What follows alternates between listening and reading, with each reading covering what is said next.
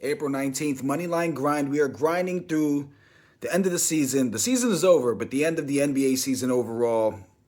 Tonight is the first night of the NBA playoffs for real, not the play-ins. And we got our 8 teams on each side settled. I got 3 picks for you.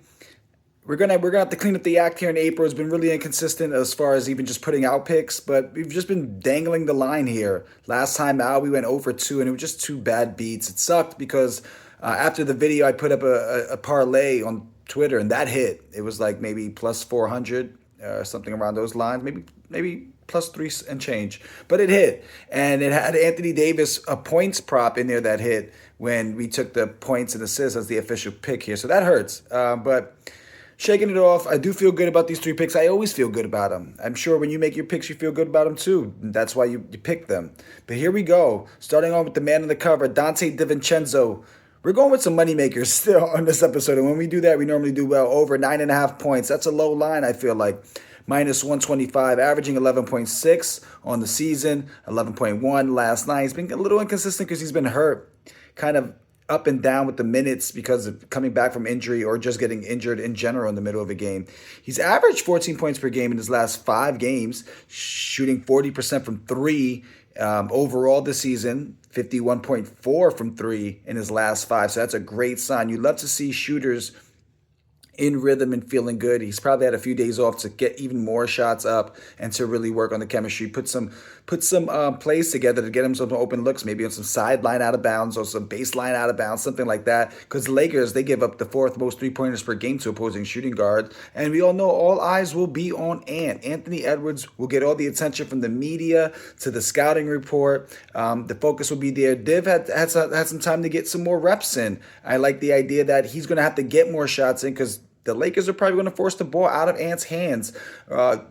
They probably know what Randall's going to bring to the table as he puts his head down and drives through the lane. You're going to have to throw another body there just to step up and maybe get some charges. But if we've seen what Randall's done since injury, he's been able to kick it back out. He's playing a little bit slower, and he's been able to get assists. Hopefully those assists lead to some Ant-Man corner threes, or if Ant comes off a screen and roll and likes the space, he hits some. If DiVincenzo comes off the screen and roll and let's say they sag more on Ant to not let him get the road to the basket or an open shot or even just momentum to the basket, DiVincenzo with a couple seconds open, couple feet open will be enough for him to knock down some threes. Second pick, Jalen Brunson, over 6.5 assists, minus 135, averaging 7.3 assists per game. On the season, 6.6 last 10, but he's averaging 7.5. He averaged 7.5 last year in the playoffs for the Knicks. I think about 13 games. When he's at home this season, that number's 7.6. So we're seeing a pretty good consistency for about a whole assist over here. And I just find this matchup a little bit interesting when you look at the Pistons build. Looking at the build and style here. The smaller, quicker Brunson, we know will get in the lane. As he gets past the first layer of defenders, Pistons are going to step up with the big guys. They got Isaiah Stewart, they got Durant, they got some height down there, which is going to be difficult for Brunson to get that floater off. He does have the floater, he does have the stop and pop in his game, but I can easily see some dump passes for the baseline guy, some weak side cutters coming in for like a Josh Hart coming in, cutting as Brunson's penetrating, or even just getting into the lane. Pause, sucking in the defense and kicking it out to the corner for a three. The Knicks role players are not, guys like OG are playing very well right now, and they're getting more than what they actually paid for there. So let's see if they can keep that going. But Brunson, just to get 7 assists, is pick number 2. And it ain't a day unless we get the fade. We're going Jaden Daniels, under 16.5 points plus rebounds. This is minus 130. They're taking on the Lakers. He's averaged 17.9 PR in the season, 12.9 in his last 10. I think the season stats are a little inflated here though because Wolves have been hurt. DiVincenzo's been hurt. Julius Randle's been hurt. I think Gobert been out some game. He doesn't play center, but just the lineups have allowed McDaniels to get more minutes here. He's averaging 15.8 PR against the Lakers this season. That's 4 games, so he's under the line by zero point 0.7 there. And we're seeing a dip in minutes as the Minnesota Timberwolves have gotten a little bit healthier. We've seen McDaniel's minutes drop from 32 to 29.8. Doesn't sound like a lot, but that's almost 10%. In his last 10 games, he's only reached 30 minutes. I'm sorry, that was in his 29.8 minutes per game in his last 10 compared to 32 minutes per game overall in the season.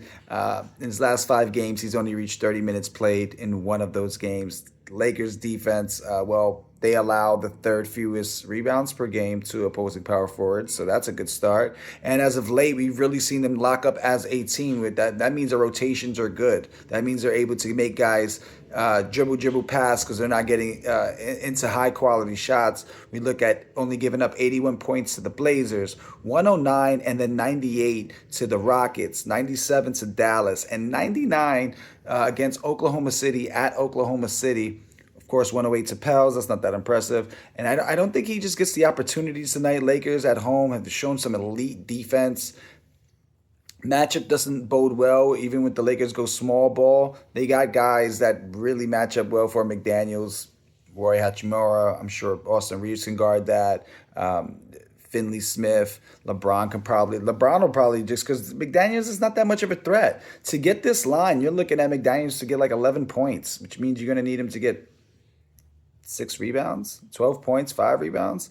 I don't like it. It stinks. Those are my 3 picks. And I'm not going to say this S word because every time I say it, it's just been catastrophic this month. So maybe this is the April Fool's month where you just got to be like, we're going to try our best. Give our old college try.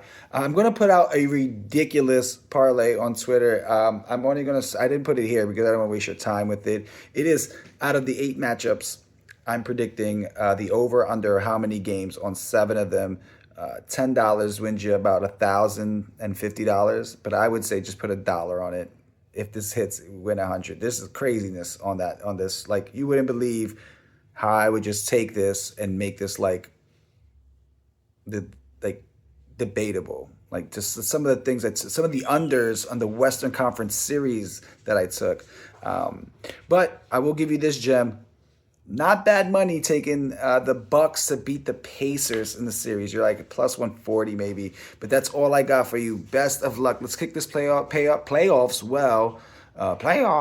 and we'll come back to it tomorrow night with some more picks. Let's get that